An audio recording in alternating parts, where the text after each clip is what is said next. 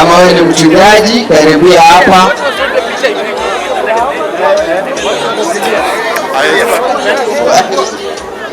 Wachungaji abarani chigote kibora chete kemo. Yenu ni seme mambo mawili. Kitu cha kwanza, mama amelala katika mwaka wake wa 90. Our wish kwamba watu wengi hapa tutaweza ishi mpaka wakati huo. Lakini shida ni kwamba tulifanya dhambi. Mababa zetu ambao ni Adam na Eve walifanya dhambi, na kadili na sheria ya Biblia ni kwamba lazima tutakufa. Pastor ambaye amehubiri hapa tunataka tushukuru kwa sababu amesema kila mmoja wetu ataonja mauti haya. Nasema kwamba mzee Makori ambaye ni mzee nimejua, tulikuwa tunafanya mchango pale Nyamiobo. Juzi sio kitambo sana. Mama au kuepo, lakini nilifurahia mzee. Yeye yuko zaidi ya miaka 90. Kama mama ni 90, tutamuuliza alioa bibi yake akiwa miaka ngapi. Kwa hivyo mzee, tunaomba kwamba uishi miaka nyingi mbele. Mama amelala, wewe ni muamini katika Kristo, jitie moyo. Kitu cha pili, kwa sababu nimeona sijui kama walitambulishwa, I'm sure kwamba Assistant County Commissioner yuko hapa ama deputy ayuko. Asante. Nikubalie niseme vitu mbili. Mimi kama gavana wenu hapa, na leo niko kanisani katika mazishi ya mama Milka ambaye amelala. Mlinipa kura zote. Naomba mnikumbuke katika maombi. Nimekuwa na vita kutoka nichukue uongozi huu wa Kisii. Vita ambavyo shetani amehakikisha kwamba lazima asimame mbele. Na kama si kwa maombi ya wale ambao mnaamini katika Mungu, ningekuwa nimeanguka. Lakini nashukuru kwa maombi ambao waaminifu wameweka katika kupigana na giza ama nguvu za giza. Nataka niwaambie, navyoongea hivi, kuna maendeleo kadhaa ambayo tumefanya. Lakini nina furaha kwamba leo katika mazishi ya mama Milka, viongozi wote wa kiimani ambao mimi naamini wako hapa. Hata nimeona pastor wangu wa Lavington hapa amenisalimia, wa Central ambapo mimi naenda, na pia na President Yanga naenda. Naona kwamba wote wapo. Watu wametoka mpaka Kongo, kuna pastor wamesema hapa. Na waomba tafadhali, nguvu peke yake imebaki ni nguvu ya maombi. Mimi nimeona shetani akiwa uji mbele yangu.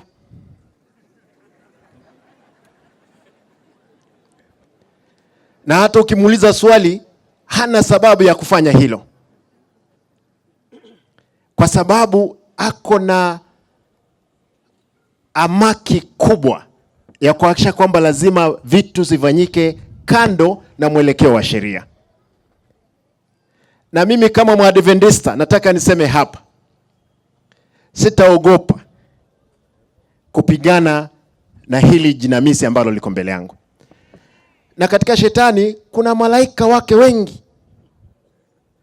Na hao malaika ukisikia ni wale ambao wanataka kuua, wanataka kunyang'anya, kwa sababu hiyo ndiyo nia ya shetani. My pastors, spiritual leaders, please again I want to ask you, remember in prayers. Nataka nipeane mfano. Hii KTRH level 5 yetu hii iko hapa Kisii. Nilipokuja ndani nilipata wanaokota kwa miezi 3 shilingi milioni 47. Lakini nilipofika nikafukuza yule aliyekuepo pale, tukaanza kukusanya milioni 200. Tulipokusanya imegeuka, and I want to ask the security agency ambao wako hapa, imegeuka kwamba wanataka kutumia vyombo vya madola tena katika mambo ya kufuruga hospitali hile. Hakuna kimbilio lingine isipokuwa kwa Mungu. Na sisi kama wafanya kazi wake tutafanya kila ambalo liko haki mbele ya Mungu. Mimi nataka niseme hivi, na wale viongozi wote wako hapa, mimi ni mwanadamu kama mwanadamu yule mwingine yoyote. Mfanya dhambi kama mwingine yoyote. Lakini kwa dhambi ambayo naona kwamba hii naijua, siwezi ifanya.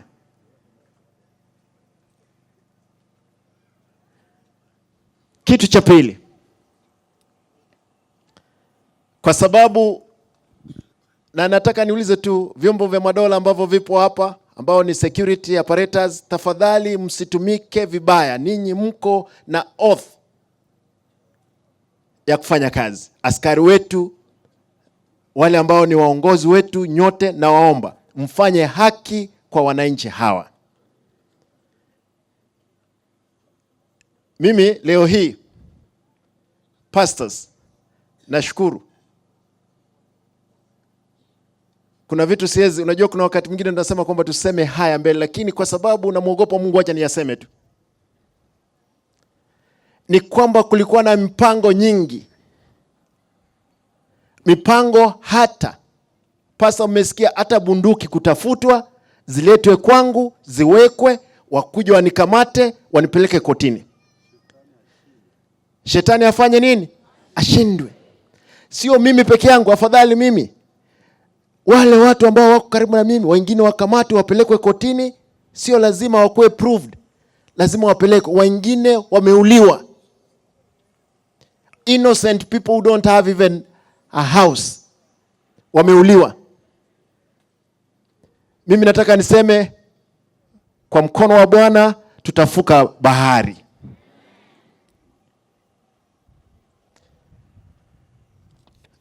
Unajua mimi nilizaliwa katika familia ambayo haikuwa na kitu chochote. Hakuna mtu alikuwa anajua baba yangu. Lakini Mungu alikuwa anaijua. Nimetoka kuwa mtoto mdogo, nikamaliza kidato changu cha 4, nikauza mboga, nikaja nikawa kansela, nimekuwa mbunge, leo hii ni gavana. Na mbele namuomba Mungu Baba anionee huruma ndio tuokoe nchi yetu.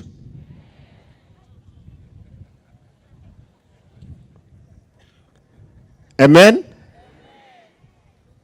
Maombi yenu msichukulie maombi yenu mchezo. Maombi yenu ni ya nguvu. Kwa hivyo mbele naomba kwamba maombi yenu ya kuwe ndio daraja letu. Kitu cha mwisho.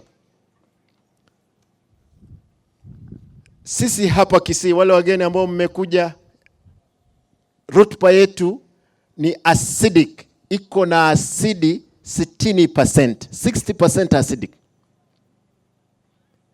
Lakini juzi pia mmeona mtu ambaye amepewa mamlaka ya kutengeneza fertilizer. Alifanya nini? Alitafuta mchanga, akaweka kwa magunia, akauzia wananchi. Tuombe Mungu awasamehe kwa sababu alijui wanalolifanya.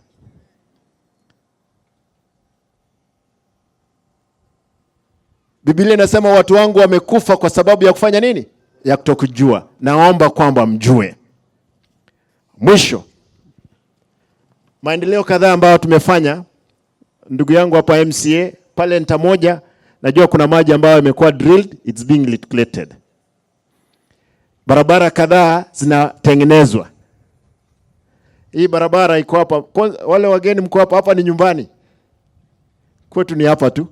Sisi ni hapa basi, Machoge hapa.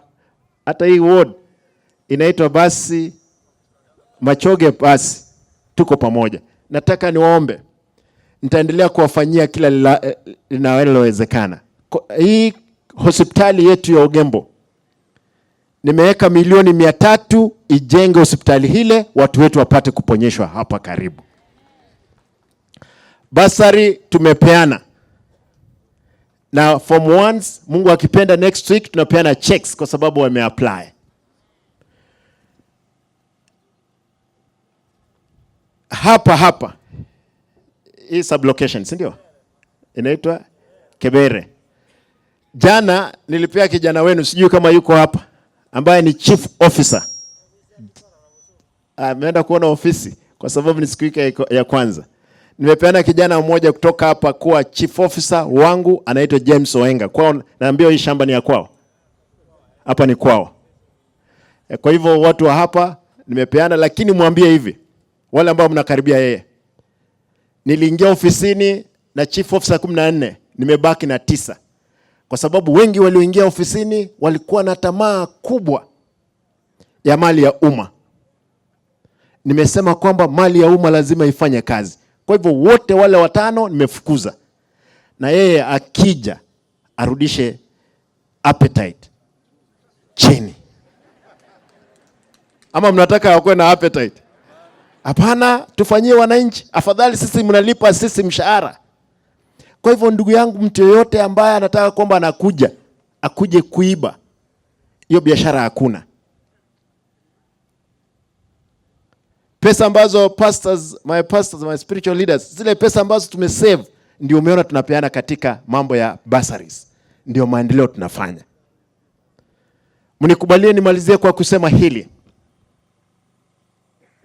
Hivi karibuni tumesema kama kanisa, na mtu samehe, kanisa letu la Kiadventista tutaketi chini. We are proud, even every person respects and admires the judge. And in that spirit, we must sit down, we reconsider our position in the society. Haiwezi kuwa kwamba Wakristo, hata nikiangalia pande hii, MSD ndio mwizi, pande hii pastor, pande hii church elder. Hapana. Tafadhali ambao umetangulia sisi, pastor, my president, Mr. President, your excellency, tafadhali mnapoondoka hakisha mmetuachia sisi kama watu wachanga ama vijana, kuhakikisha kwamba tumejenga jamii ambayo imesimama na kanisa linasifika, na Mungu asifiwe. Mnikubalie niachie hapo. I want to promise, kwa sababu sikutaka kupiga siasa hapa na sijaongea kitu cha siasa. Niwaombe nyote tafadhali kama kanisa la Kiadventista, mkisema ndio ikuwe ndio. Tusiseme ndio ukimaanisha kitu kingine. Nikubalie niseme hili. Nilipokuwa nauliza ukansela by election 206 kule Riruta, nilikuwa nauza mboga. Nauza mboga, jioni naenda kutembelea watu. Nikaombewa makanisa si ya Kiadventista, yale ya kiroho 15. Kura ilipopigwa hiyo ya by election nikapata kura 3. Wale mnajua Ng'ando race course pale, hiyo Ng'ando yote nikapata kura 3. Nikajiuliza, kwa sababu siku hiyo nilikuwa nauza mboga na faida ya mboga ni shilingi 200, 300. Nikajiuliza, wale pastors waliniombea walikuwa 15.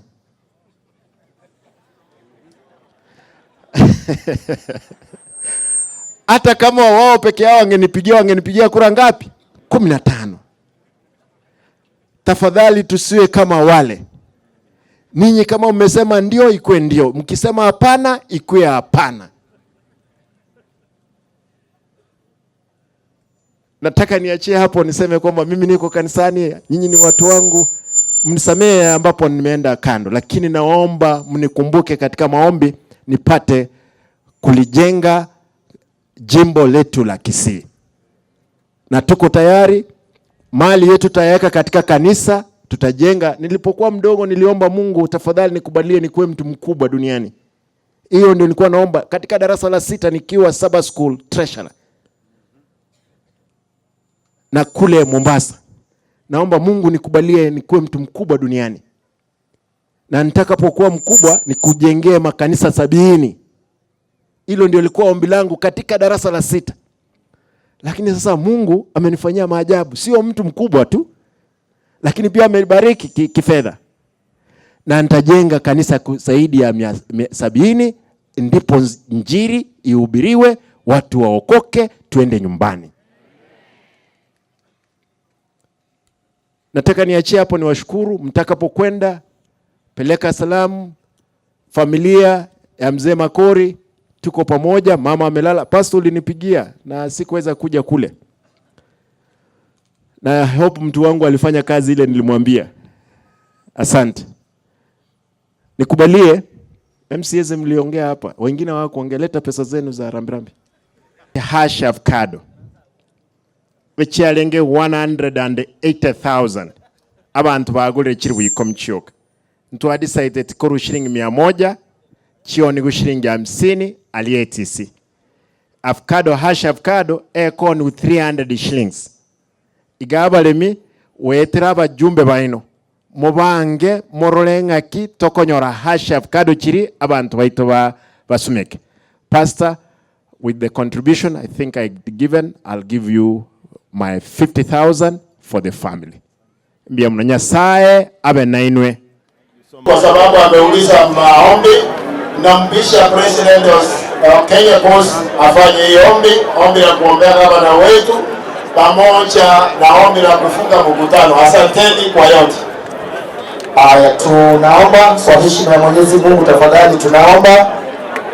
Baba, katika jina la Yesu tunakuja mbele zako. Tunakushukuru kwa yote ambayo yameweza kutendeka mahali hapa. Tumeweza kupata faraja ya pekee kupitia katika neno lako kwa ajili ya mama yetu. Tunazidi kuiweka familia ya mtumishi wako Makori mikononi mwako. Endelea Bwana kuwapatia matumaini na kuwafariji, hasa katika wakati huu mgumu wa kuomboleza. Ni wakati ambapo tutaweza kutoka hapa na kurudi kila mmoja mahali pake. Tunaomba safari zetu ziweze kuwa safari njema unapoendelea kutulinda na kutuongoza. Zaidi ya yote pia tungependa kushukuru kwa ajili ya mheshimiwa wetu, gavana wetu Simba kwa njia pekee, na hata viongozi wenzake wote ambao wameweza kushikana ili kuweza kuja kuomboleza pamoja nasi. Baba, kuna mengi ambayo mtumishi wako ameyazungumza ambayo yanakuwa ni vikwazo katika mambo ya maendeleo, lakini tuna imani ya kwamba ni wewe unayechagua watu, na ya kwamba Bwana utaendelea kuwa pamoja naye na kuzidi kumuongoza pamoja na timu yake, ili makusudi ambayo ulipenda yaweze kutimilika kupitia katika uongozi wake na wenzake yaweze kutimilika katika jina la Yesu. Ndilo ombi letu, na tuna imani Bwana umetusikia, mapenzi yako yatendeke, maana ni kwa jina la Yesu tunaomba na kuamini.